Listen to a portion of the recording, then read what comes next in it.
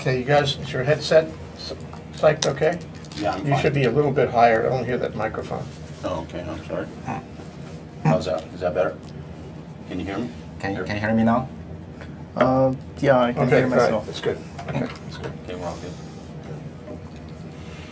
All right, so demand control ventilation. Okay. Did you know that I minored in economics? No. So I'm not a complete dolt when you guys talk. I heard that. Yeah. I just say Samuelson, and that makes me feel good. Yes. Or Freeman. Thank you. Or his son.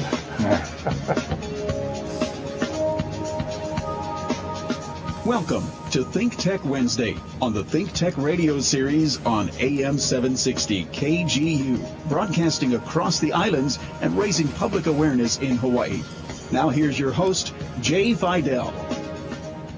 We're back, we're live, we're Think Tech, and guess what? It's Wednesday, it's Energy Wednesday, and we have so much to talk about. But first, to get out of the way, thank you, Jack Waters, for that great announcement. Thank you, Leah Rodriguez, for maintaining the board for us. And thank you, Patrick Leonard, for being our account guy at KGU 760 AM.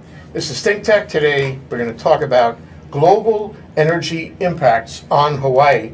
We're going to talk about that with Kang Wu, who is an economist at the East-West Center.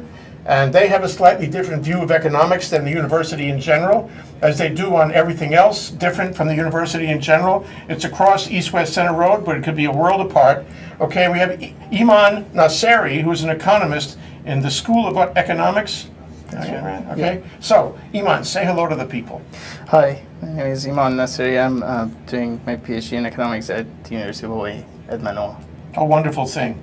Thank you. We know that you can help us today. Kang Wu, say hi. Hi Jay. Hi, this is Kang. I'm a senior fellow at the East-West Center. I'm Okay. working on energy issues in the Oh, this Asia is so Pacific important. region. We are so glad we have roped you into the Good to be studio here. for this discussion. Kang Wu and I know each other. We were children together many years ago on Hawaii Public Radio. That's right. Yeah, over 10 years ago. Yeah, Yeah. but you look younger now. Oh, thank you. Okay, and we're going to talk about the effect of global energy events and impacts on Hawaii, which is really important because sometimes we think we live in a vacuum here and we don't realize that, especially with regard to energy and especially oil, we are totally dependent on what happens elsewhere. So through you guys, we're going to find out what's happening elsewhere and how that is likely to affect us. I get scared just thinking about this, by the way. Okay, and to talk about energy efficiency from Hawaii Energy, we have Keith Block. And as I remember, you were on the show last week, Keith. Yes, I was, as a matter of fact, except for I think we pre-recorded that for... Oh, that one, yes. Yeah, so I'll be on the show here in another week or so, I Okay, I think. want you to do that. So Keith, you have a special message, as Hawaii Energy has every single week. Qu'est-ce que c'est que ça? Well, today, first off, I wanted to let you know that I'm Keith Block. I'm the program manager for the business operations. And Hawaii Energy is the ratepayer-funded energy efficiency programs for the counties of Hawaii, Maui, and Oahu. So today I wanted to talk to you about a concept. What do you do? Oh, we actually provide incentives, financial incentives, to encourage people to put in energy-efficient equipment and thereby save energy for the state. So, so it's all about financial incentives. Financial incentives. Why don't you just talk to the people and beg them?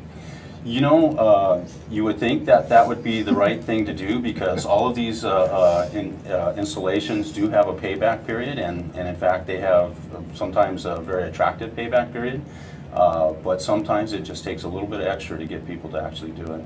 Okay, Kang Wu and Iman Nasseri, I hope you listen carefully to what Keith has to say because you'll have a chance as economists to question him and to ask sharp interrogation questions as soon as he finishes from the point of view of whether the incentive that he will describe in a moment will actually work. Okay, so penetrate. Right. We'll actually manipulate the market and get somebody to do something. Okay, fair enough. Yes. Public opinion is what we're talking about. Yeah. Okay, so tell us the, what do you call it, the incentive of the week, Keith. The incentive of the week this week is something called demand control ventilation. And basically what that is whenever you build a building or a parking structure or any kind of area that people are going to be inside of, you have to make sure that you bring in enough oxygen so that they can breathe and take out enough carbon dioxide and carbon monoxide so that they don't get sick. So generally when you do that, when you build a building, you have all these fans that are designed to bring in outside air at the most extreme event in the building. So say for instance you have like a movie theater or something like that.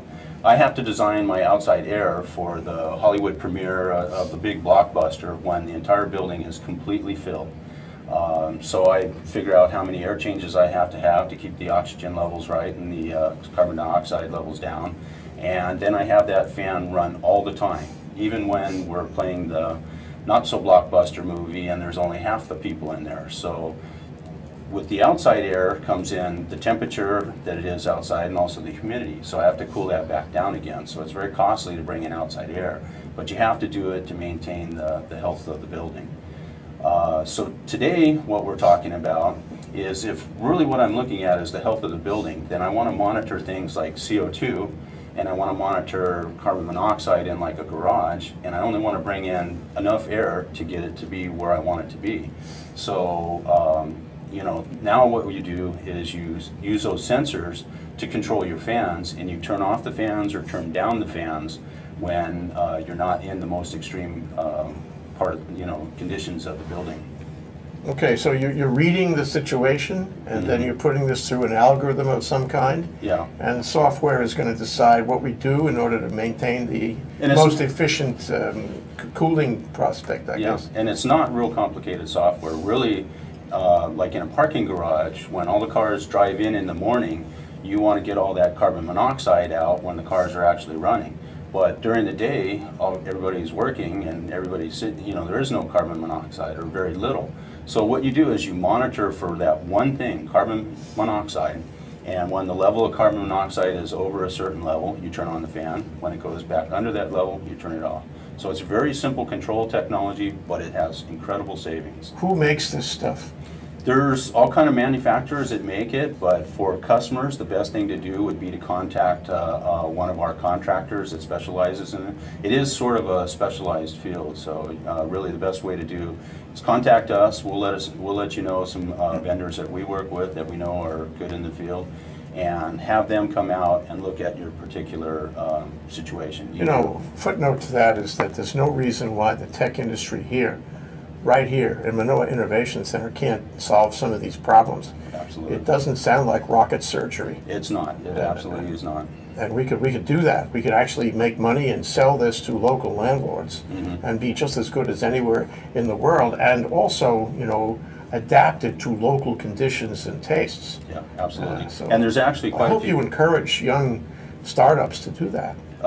We try to with our incentives, obviously. I hope We're they're trying listening to today. build that market so that there are those types of projects out there.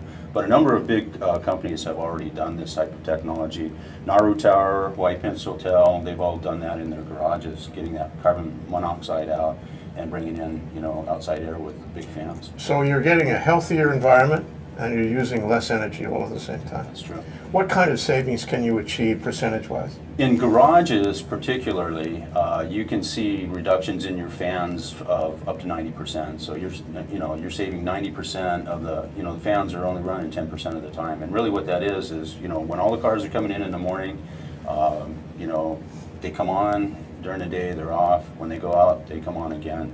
So that's typical in an office building. We were talking the other day, if you go to places like Ala Moana or shopping centers might have different savings, and that's why it's really good to get with a contractor to analyze your specific case. What's the incentive? Where's my money? The incentive is 14 cents per kilowatt hour for the first year savings. You're going to pay me that? We'll pay you that, and once you do the installation and once we verify the installation. So if I have an office building, what kind of money does that turn into? Again, it's dependent on the building itself, but it can be, again, about 25% of the project costs, or, in this case with parking garages, it can be up to as much as 80 or more percent of the That's cost. huge. Yeah. So this is described on your website, Yes, it is. It's on which our is website. hawaiienergy.com. HawaiiEnergy.com. I knew that. Thank you. So, okay, I'm going to turn it over to the cross-examination team. Kang Wu, you got any questions on how this works? Yeah, I can hear that. So you're talking about incentives, which is not only the natural savings of the less energy use, you also actually provide the monetary sort of incentives you just mentioned? Yeah, and in fact, there can be a lot of barriers to customers adopting energy efficiency technologies. You would think that just the energy saving itself would drive somebody to make an economic investment like that. But there can be, knowledge issues. People just don't know that technology, which is the case with demand control ventilation. Not a lot of people know about it. But it can be, other barriers as well. So that incentive that we provide just goes to overcome those barriers and get them to make an energy efficient, economically sensible decision. Would that, what about yourself? Do you make money out of it? The programs are administered by a third party that is under contract to the state of Hawaii, and we administer it just like any other business. So yeah, our business does make money out of it. Okay. Management. Iman Nasseri, what did you think of Kang Wu's questions? Well, I had a question about that number that you said 14 cents per kilowatt hour. What kilowatt hour? What is that? The savings that project would generate in that first year.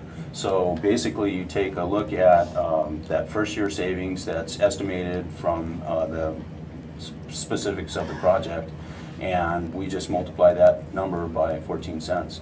So in addition to the 20 cents, or depending on what rate schedule you're on at the electric company, you're saving 20, 25 cents just on that. You also get the added kicker, the 14 cents times that. That was my question. I was wondering if you have calculated how much of that 20 or 25 or 30 cents per kilowatt hour that you pay to Hawaiian Electric to purchase your electricity. You save 14 cents of that, or is this something that you calculate that this much of electricity have been saved, and 14 cents per kilowatt hour of that estimated saving is going to be Is the paid. incentive. You're absolutely right. It's a kicker on top of the energy savings that you get. Okay, It's great questions, you guys. Yeah. We're going to take a break, actually, so Keith can recover from those questions. Keith, come back next week. We'll talk some more. Okay, appreciate it. Thanks, Jim. Thank you. Aloha. We're going to take a break now. This is Think Tech Radio, Energy Wednesday with Kang Wu and Iman Nasseri talking about global energy impacts on Hawaii. We'll be right back. 760 KGU. Part of the Wall Street Business Have to Network. make sure everything. No Can we major move problems, over? no Watch the accidents or monitor stalls and be on sure that you're major roads equidistant. you're Okay?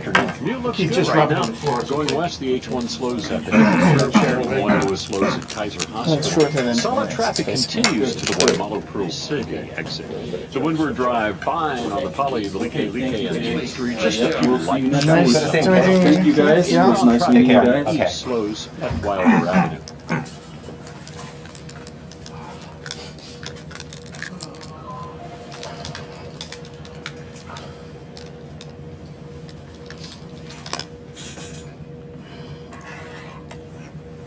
Where is that? The TV's over there, right? Oh, the camera. Yeah. Can you see there? I think that's the camera. Yeah. In front. Oh, there? Yeah, that one. See, that. Okay. I thought it's this one. Oh, this is just. Oh, they might record from this angle too, but I think that's what we see there.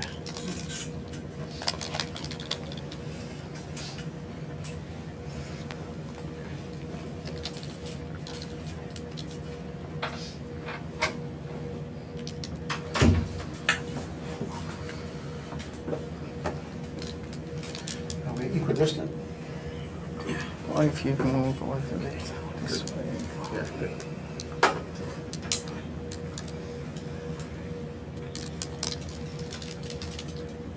Hawaii, the state of clean energy, is also come back brought to here? you by Hawaiian Electric Company. powering the growth and development of Hawaii since it was chartered by King Kalakaua in 1891. Today, Hawaiian Electric and its subsidiaries, Maui Electric and Hawaii Electric Light Company, serve more than 95% of our state, providing reliable electric service essential to our quality of life. The Hawaiian Electric companies are also leading our transition to clean energy. By increasing our renewable energy use and improving energy efficiency, we're reducing Hawaii's dependence on imported oil and providing a more sustainable and secure future for Hawaii. For more information, visit hawaiisenergyfuture.com. Hawaii, the state of clean energy, is also brought to you by the State Energy Office of the Department I couldn't make that, Business, yeah. Did you go to that? Development, Yeah, that and was Are you Tourism. involved in How that? can we secure a better we did the future for phase Hawaii? one. One way okay. is clean Okay, energy. that's really an The State important part, Energy yeah. Office is steering Hawaii to that clean energy future. We should talk about Hawaii that. is rich Oh, yeah, with natural you know, renewable you hear all- resources, the Yeah, sun, you hear all the about wind, it, right, the right. ocean, I did and that the land, project with and they are another all friend who being left tapped to Euro meet already, Hawaii's but clean yeah. energy I did initiatives to that project generate basically with electricity, another create colleague, jobs, the Metric spur project. economic Okay. growth, You met John and Taffel? reduce our Yes, yes, dependence I on did. imported foreign oil. To learn more, visit energy.hawaii.gov.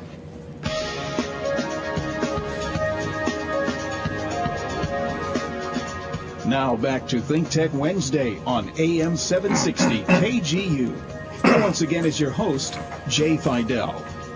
We're back, we're live, we're Think Tech, we're Energy Wednesday in Hawaii, the state of clean energy. We are so happy to make the examinations we make, and we are so happy to have you guys. Kan Wu, a, what do I call it, senior fellow in the research program there. You've been there a long time, you must be very senior. Okay, and Iman Nasseri, a PhD candidate in economics, who I just found is, well, he's part of UHERO, that's the University of Hawaii Economic Research Organization. All good economists at the University of Hawaii are in that, aren't they? Yes, that's right. And he's been working on the metrics program. We're going to have a radio show pretty quick about the metrics program with Carl Friedman and John Taffel. Yeah, I worked very closely with Carl Friedman on the phase one of that project, and yesterday we just met with John and Carl and a few others on the outcome of second phase to discuss those in detail. This is very important. Tell the people why it's very important. Yeah, I think that project is really important because it provides the information, the knowledge and understanding of Hawaii's energy situation at the moment and how it's gonna change in future with respect to the clean energy goals of the state. And basically any research, any study, anyone who wants to know more about the energy situation needs those kind of information that currently is not available. All of them, they're at different places. There is no one unique, comprehensive, reliable set of information. And that project, who is managed by Hawaii Energy Policy Forum, is trying to make a reliable data set that develops a few metrics to measure how we are doing in the state with respect to energy consumption and moving forward with the Hawaii Clean Energy Initiative goals. So that's really important. So far, since it's been 5 years since the state signed the Hawaii Clean Energy Initiative, and there hasn't been such concise, comprehensive, reliable set of information on how we are doing. What is the actual consumption? What is the actual reduction, saving, and all those metrics that the project is developing. And so far, I think the project has been really successful, and it's going to be public information for anyone from the general public to the decision makers, legislatures, and research people at the university, like myself, who has been looking for this information for several years, and now they're becoming available. This is what UHERO is all about. I mean, this is what Tom Apple talks about how the university helps the community. This is a great project. I agree. Yeah. And you know, it's something out of the rhyme of the Ancient Mariner. It's, you have trouble getting to where you're going unless you know where you are. That's very true. That's very true. We have been on this path, and we couldn't understand where we are standing along this path. So we are trying to show to ourselves, to those who are walking along this path and who are watching us moving this path forward, where we are standing there. So If Hawaii wants to be the world's laboratory in energy, we've got to do this. Yeah.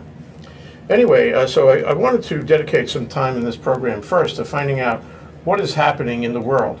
What is going on, Kangwoo? Give us a handle on the trends and events around energy in the world today. The world is changing every day, and I think as a part of the global setup, Hawaii has to take energy from outside. We're not creating energy, unfortunately. Globally, we are having a better situation than before. Unlike before, although we have a booming Asia, we have booming Middle East and Africa, we also see that unprecedented decline or stagnation in oil demand in North America, particularly in the U.S. and in Europe. So globally, oil becomes more available. This is because the economies in those places are declining? Those because of the structural change of in the U.S. because of structural change of the energy use. In Europe, is because of stagnation of the economy, and U.S. is as a number one oil consuming country in the world. Finally, come to the point that there might be huge, massive decline in gasoline demand in the country. And as a result, slow down the global oil demand. So in terms of the oil supply and demand in the world, we are having adequate oil for now. We can talk later about what the impact on Hawaii, but at least we have we have more choices. I didn't mean to say that we stick with fossil energy forever, but that's a matter of fact. We have more oil available in the world. On the gas side, the gas is rising. There's more gas becomes available. Let's say traditionally in Asia, like Australia and Brunei, Indonesia, Malaysia, and also in the Middle East. Now here in the North America itself, now we talk about supply side on gas. It's like a revolution. We know the shale gas revolution. And shale gas revolution also bring along the shale oil. I mean, oil, we basically call it liquids from shale. That means our oil production in North America, in the U.S., is on the rise. Because of the technology that allows you to take the oil out of the shale? Because of the market development that stimulating the development of shale gas first, and our shale gas in the U.S. is what we call a wet gas. Oh, shale gas is not shale oil now. No, shale gas is because our gas is what we call wet gas, and our shale gas bring up the liquids. So it is, yeah, you can say shale oil, but that's maybe a little bit misleading, but it's called liquids. It's basically oil out of the shale gas fields and out of other wet gas fields. So not only our natural gas production is going up rapidly in this country, our oil production also on the rise. So that's like a byproduct of the shale gas. Well, anyway, this is a real problem for those who wish to convert to clean energy. That's exactly okay. Clean energy, of course, to have a balanced view. You move in all direction. Talk about clean energy. Oil gas itself, we have coal here in Hawaii too. The fossil energy itself needs to be more cleaner, to be cleaner, and that still have a lot of work to do. And we are moving in that direction. And outside of fossil energy, you have all the renewable energy, and you have biofuels as part of renewable. They are certainly clean from the beginning. Of course, is an issue. Yeah, we are facing more. If we purely talk about economics, we are having more choices. But in this kind of environment, how to choose the best path for Hawaii, both taking advantage of the energy supply and achieving our goal of cleaner energy, as well as efficient and affordable energy. I mean, at least economically affordable. We don't want to, just keep increasing the cost only. We want to have achieving all the goals. So it's like a multi-task, sort of approach to our future of energy supply in Hawaii.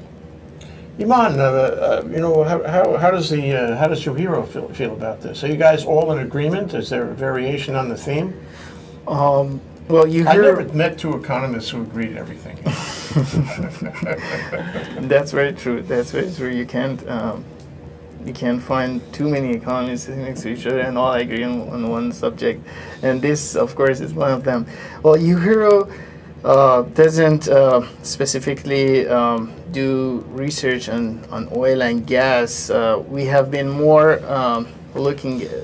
helping the state agencies and stakeholders in Hawaii, including Hawaii Energy Policy Forum, with the research about energy situation, but more focused on clean energy, renewable energy, energy efficiency, and greenhouse gas emissions. We have a program at Yohiro called EGGS, which is Energy and Greenhouse Gas Solutions, which we have done several projects on greenhouse gas emissions, as well as the life cycle analysis of biofuels or how other renewable energies. You're more focused on the Hawaii issues Yes. than on the global issues. Yeah, Yohiro specifically is not really looking at the global issues and specifically on oil and gas. It's not under Yohiro's area of research, but Would you agree with me, though, that the global issues are ultimately going to define what happens?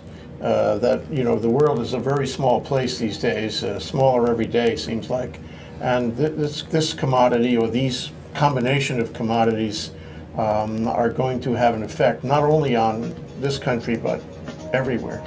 I can't agree more with you on what you described. And we see one implication of that is how the changing global market now introduces LNG as an option that everyone's talking about, and that wasn't something. You know, it sounds like an examination, a case study that somebody wants to throw a wrench, and all your thinking has to change. Okay, all our thinking has to change too. We're going to take a short break. That's Kang Wu and Iman Nasir. We're talking about global energy impacts on Hawaii, and here on Hawaii, the state of clean energy, Energy Wednesday on Think Tech. We'll be right back after this break.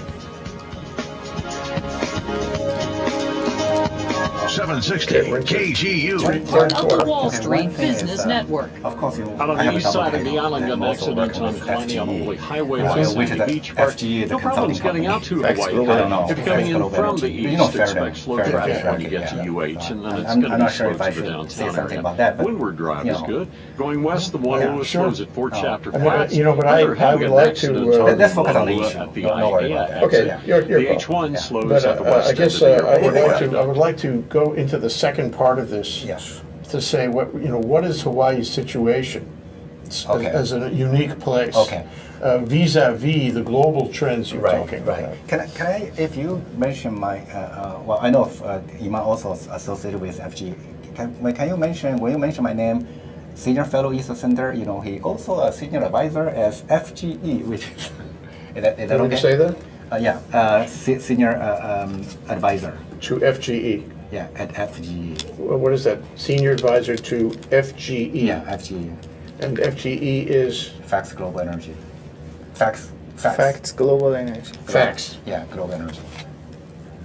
Okay. Facts.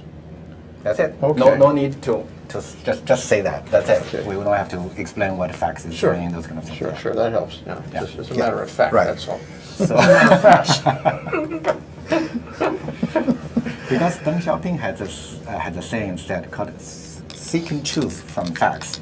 So we use that as our motto of that company, seeking truth from facts. First Wind is pleased to create So yeah, we local so the sources of second part we energy go powered to by Hawaii's then trade the winds, third part understanding our unique environment and host culture. So First now, Wind develops you know, projects how are that these- support how- local communities and provide Can- net benefits to well, native question. I'll wildlife, ask you. embracing the concept How of can caring little from Hawaii, Hauka to Makai, which is so Uka Makani. fragile, May the how wind can it blow towards a predict- sustainable future for Hawaii's people. For Actually, more information, you guys can visit help do that. firstwind.com. How can you predict? Think Tech Energy Wednesday You have is to also be brought to you by crystal ball Hawaii Energy. magicians Hawaii Energy to is a know how ratepayer-funded this is all conservation going. and efficiency program administered by SAIC under I could do contract that. with the Hawaii No, I mean, Public no, I'm Utilities not Commission, asking. serving I mean, the that's islands whatever of you I forgot forgot. public, I can do that now. Maui, No, and it's, Oahu. He's saying if the public can call and ask questions.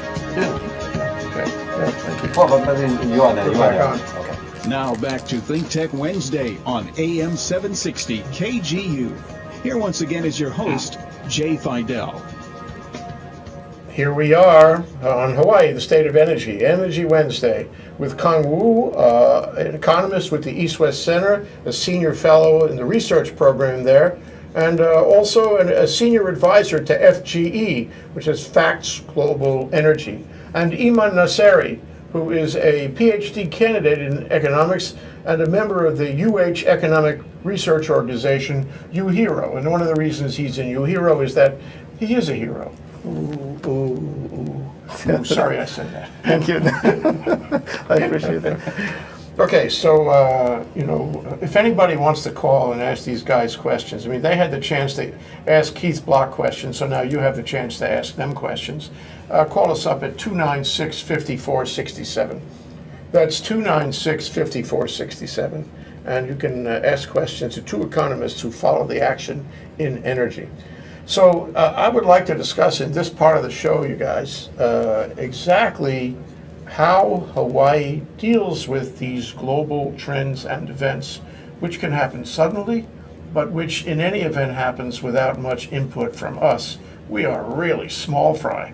How can we tell what's going to happen? How can we, you know, deal with the prospect of strange and powerful things happening around us?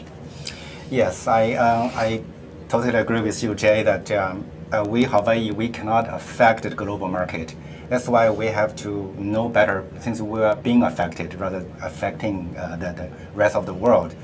And I mean, this is a common knowledge already. We all know our starting point. If today the starting point, we're heavily relying on the fossil energy, mainly oil, and I believe a bit of coal, and then which is together is 85–90% of energy use in islands. That's an important point. I mean, I think people out there, including the ones who might call us at 296-5467, they hear all this talk about renewable energy, and they hear about various sources, and they see all their friends put up photovoltaic on the roof and wind around the corner, but the fact is it's still like 90% of fossil fuels. Overall, yes. And all that talk about renewable energy is really no more than, what, 10–15% of the pie.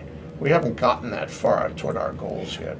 Right. I think that we have agreement, and probably among most of the people here, analysts, our goal is to increase the pie of the renewable energy and non-fossil energy. There's no question about it. The main question, you know, because we are an analyst, we are not one group of another. So how to get here to there? Let's say we're starting from 85%. We want to go down to 50%. How do we get from here to there? To be able to get from here to there, of course, we cannot ignore the fossil energy itself, because that's where the whole thing is impacted. The main impact is, for instance, you put billions of dollars in renewable energy.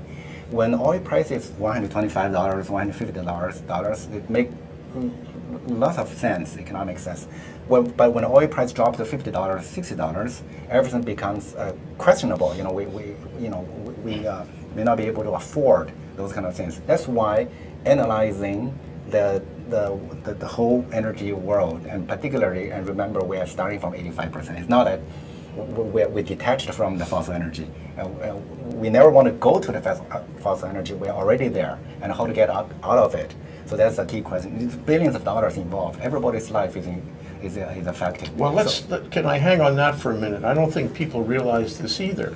That if I gave you a check for $7 billion every year, in other words, I kept that money in Hawaii, the picture for the economy would be entirely different, wouldn't it? If I kept that money at home instead of writing checks to send it far away. It is, but would you, I mean, the $7 billion, are you willing to pay $14 billion from some people? So are you asking me? Yeah. We should talk about that too. Right. The answer is I would. And I just happen to have that balance in my account now. But no, the point is, another point that people don't know, and we can help them understand here, right, is that in order to build a new infrastructure for a new clean energy state, it costs money to build infrastructure. I mean, that's basic economics. And that means you pay more at the front end in order to pay for the cost of the infrastructure. Right. And people think, I mean, it's really twisted thinking. They think that because it's clean energy, it's so good it must be cheaper. Well, no, Right, folks, it ain't right. cheaper. Right, exactly. So the good news is the renewable technologies are developing fast and the cost is coming down. And the oil prices, from what I said earlier, we are not, at least for now, we're not looking at the oil prices go to the roof. But we are seeing relatively high oil prices over the next 10, 20 years, relatively high. That is good news. That can support lots of activities, but we have to do gradually, and how to achieve our end in a kind of a workable way.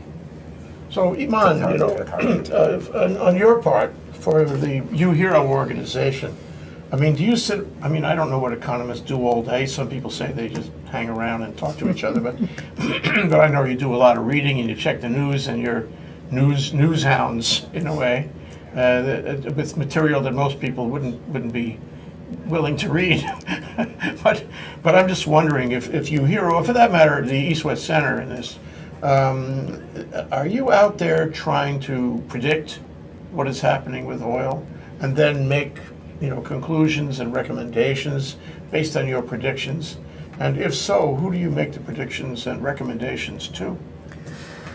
Well, you heard, again, specifically doesn't forecast. We do a lot of forecasts on a lot of economic measures, a lot of economic activities in the state are closely watched, and then in the interaction with each other, and of course it's all interacted with the federal economy and the global economy. We try to forecast how this path is going, and specifically we are a very tourism intensive economy, so a lot of our money is being generated in the tourism industry. So tourism is one of the areas that UHERO specifically and closely watches, but we don't have the capacity to forecast the oil prices and demand and supply, but we do watch them closely. I myself specifically follow the different organizations'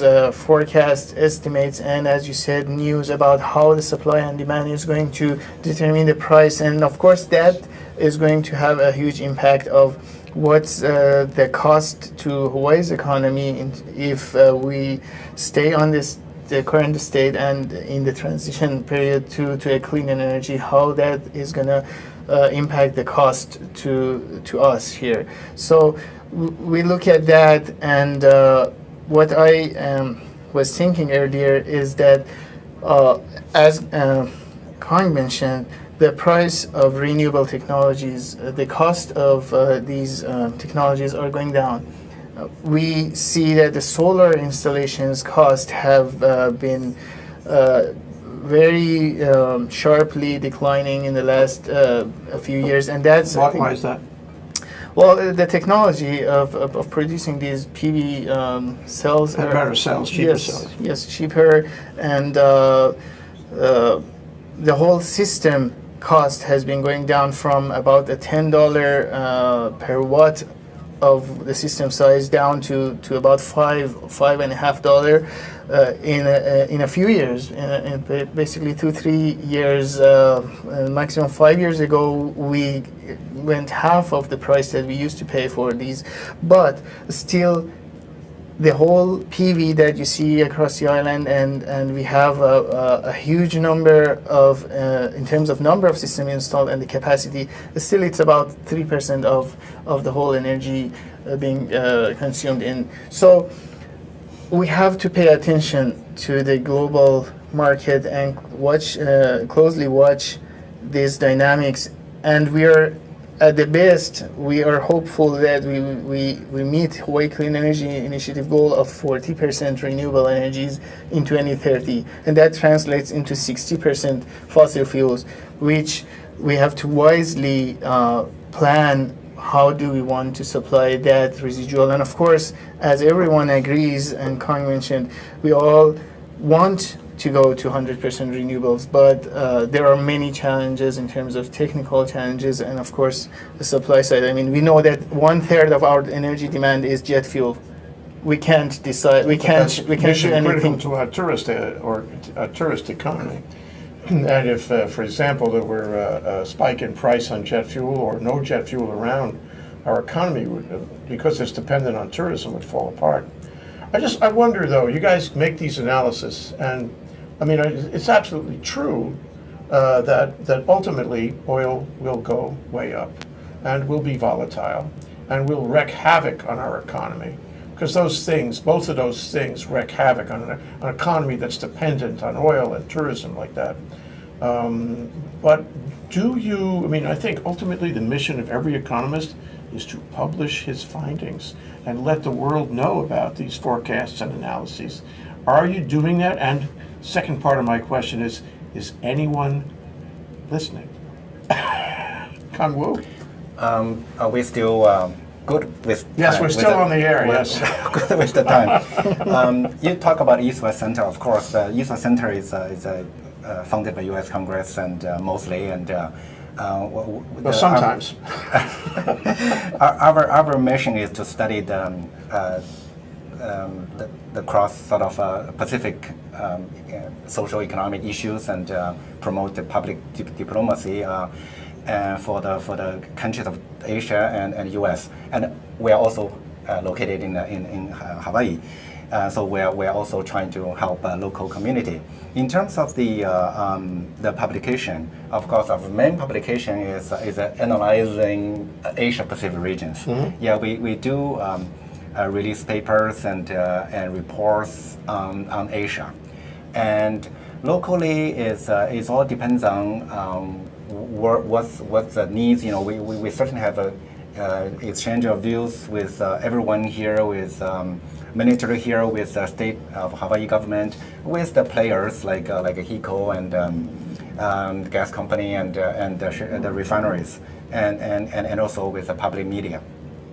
So in a way that the publication itself is a bit more academic and research oriented, and unless we have a project funded by someone, for instance by DBAT or by other people, then we just provide analysis. But our view is always objective. We don't please everyone, so it just whatever the fundings will be the fundings. So they know that everything in the public domain, that from the center. So everything is open, transparent. It's no confidential studies, for instance.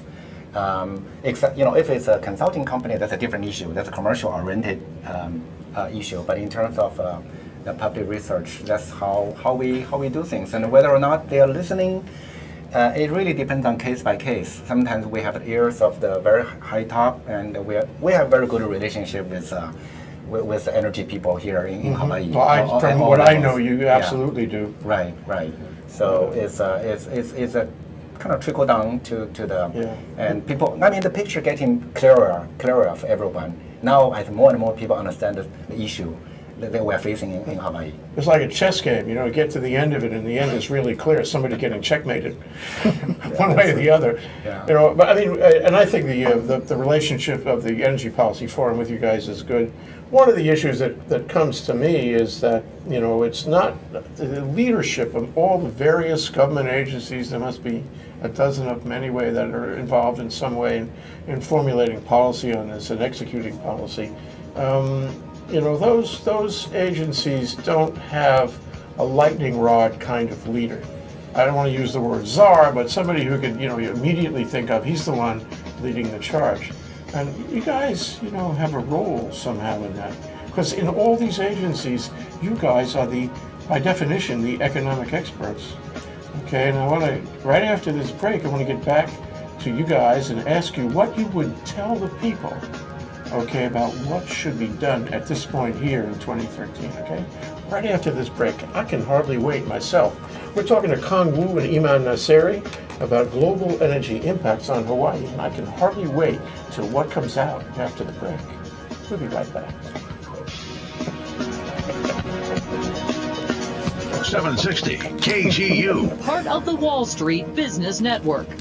If you're coming in from the east on the freeway, Yeah. expect stop-and-go last traffic 10 when or you get to 10 UH. or 15 because of an minutes. accident at the Well, Luna yeah, Luna we're out at Active 59. accident, That- so it's, okay, about 11 minutes 10. from now. Problems Okay. going east to Hawaii Yeah, it'll be Kaido 2 over to minutes the or so windward on side. the, Going west, break. the H1 slows at the Eba end of the airport We're not viaduct. gonna The get Moana Lewis as slows far at in Fort as we Chapman wanted to, Flats. though. One of their There's accidents so much in more to Pearl talk City about. and So when somebody 24-hour call, you can fitness hear the on rain. Kamehameha That's how it Highway. is. No, she tells us. Oh, okay. She tells Yeah. you. Okay. Yeah, but it's hard to get calls. People are in their cars, Yes. Yes. and then if they have, senior academics to talk to, they're A intimidated. bit of an You know, intimidating. they're afraid. They're afraid to say something that sounds silly. Not like George Nita on Saturday, huh? Exactly. Exactly.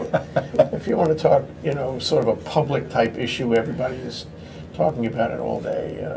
A scandal. People are on that right away. But you're good at energy efficiency. There's no AC here, huh? Say again? You're doing good at energy efficiency. You don't have AC running here, your office. Well, I think you're right. I think maybe they're doing us a favor by keeping the sound down. So funding for the station is advertising. For your studio. We have some sponsors, Yeah. and we have to pay for the time. That's the way AM radio works. Right, It's not right. like HPR. And Think Tech Radio is also brought to you by InmoB. Since its inception in 2007, InmoB has grown to become the world's largest independent mobile advertising network, serving over 100 billion mobile ads to date. It has built its product in parts of the world where the mobile phone is not just a screen, it's the only screen. After launching in the US and Europe in 2010, But this show InmoB has will be more than taped. doubled its global network from 7 billion to 60 billion impressions monthly, and has offices on 4 continents, in being Bangalore, broadcast on the Johannesburg, internet, and and it's London, being taped. in Nairobi, New York, and Paris, in San Francisco, has Seoul, a shelf life of Singapore, quite and some time Tokyo. because it's out there. InmoB. So Think Tech Hawaii is a Hawaii nonprofit corporation organized in the year 2000. Its purpose is to raise public awareness about the importance of technology, energy, agriculture, and globalism to the if we have some staff, diversification we and can take your expansion of our questions. economy. We do this by television shows on community television and on OC16, by newspaper articles, and by our Think Tech radio series on KGU 760 AM. We also do it by panel programs and events, including our monthly luncheon programs with the Hawaii Venture Capital Association. Think Tech, working to raise public awareness in Hawaii. Check us out at thinktechhawaii.com.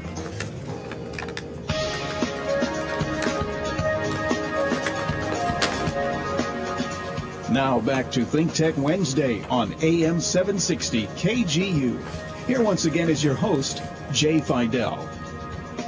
thank you, Jack Waters. We're back. We're live. We're Think Tech. We're Energy Wednesday in Hawaii, the state of clean energy.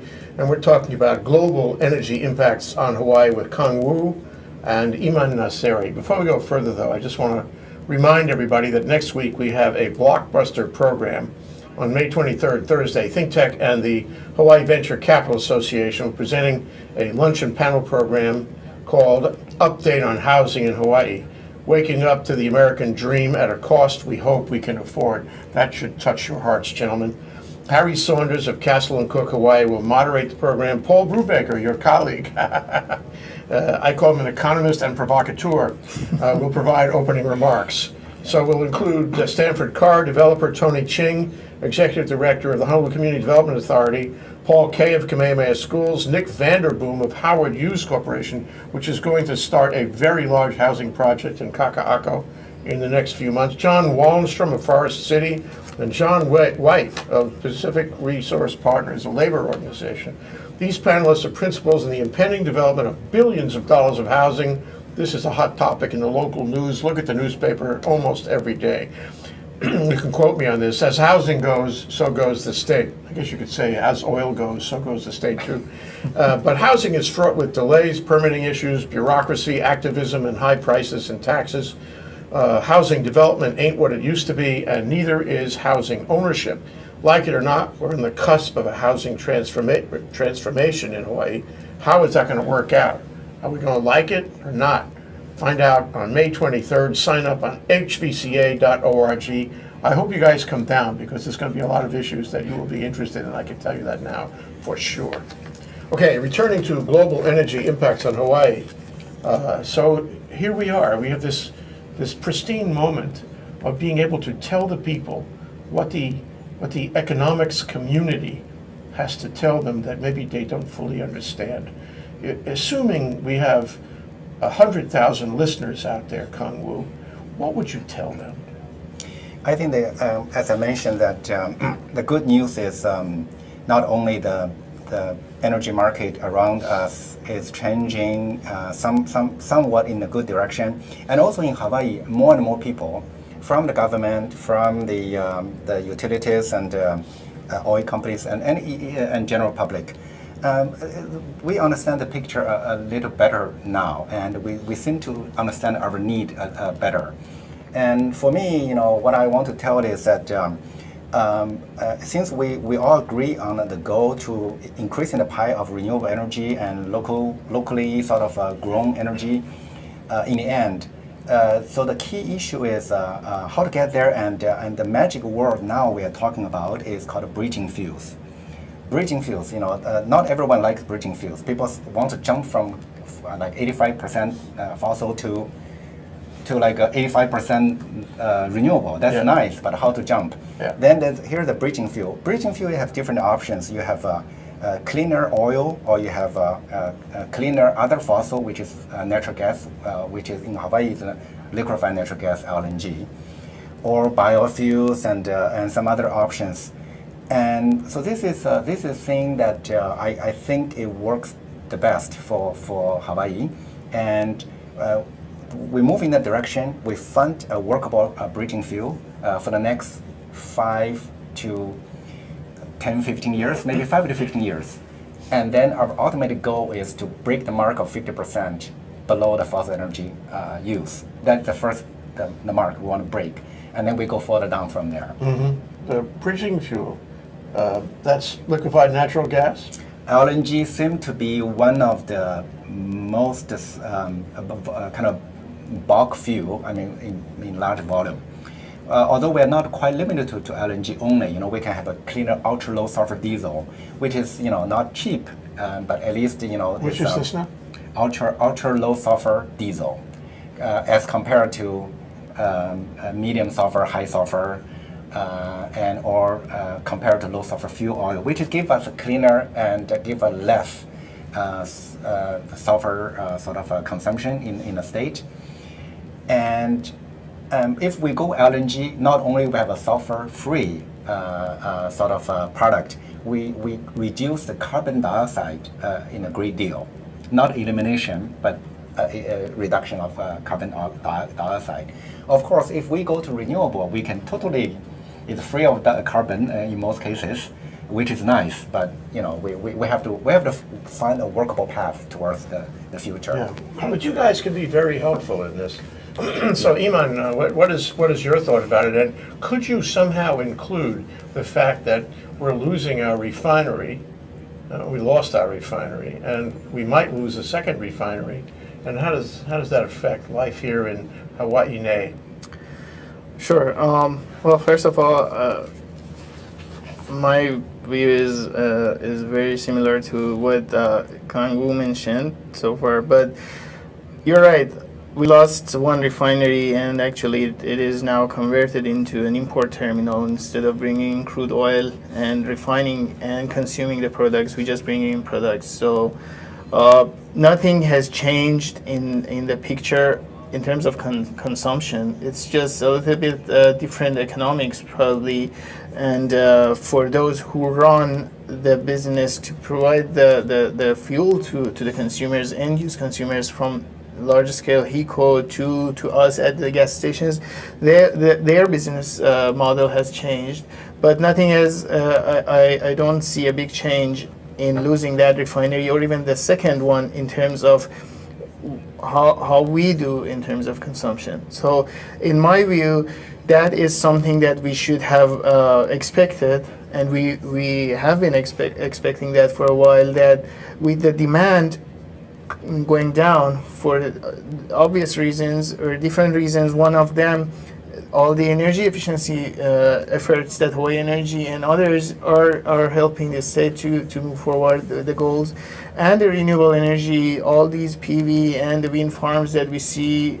So the demand is declining, and with the lower demand, the economics, the refining economics have been hurting. So we expected that happen. But what is the in terms of your original question of the expectation for the energy, I think I want to say that whatever Kang said was right. We can't go from what we are here to a fossil fuel free without going through a bridging fuel. And those bridging fuel, of course, LNG is one that at the current economics and global picture is a promising fuel and could be worked out in a way that it helps the environmental goals and the economics of energy in the state of Hawaii. But other options are also being looked at by different people here. And we should remember that we have different, basically 3 major demand types. About a third of jet fuel, which we can't do much about it. It has to be figured out at the international level. And then we have gasoline, motor gasoline, and then we have electricity. We are more focused on that third of electricity demand for fuels. And I think LNG is going to help improve the environmental goals and the economics of that. Well, I hope you guys express this in your papers, your writings, your op-ed pieces, your publications. We need to hear from you a lot. You are the experts in such matters, and we need your leadership at that level. So that's Kang Wu.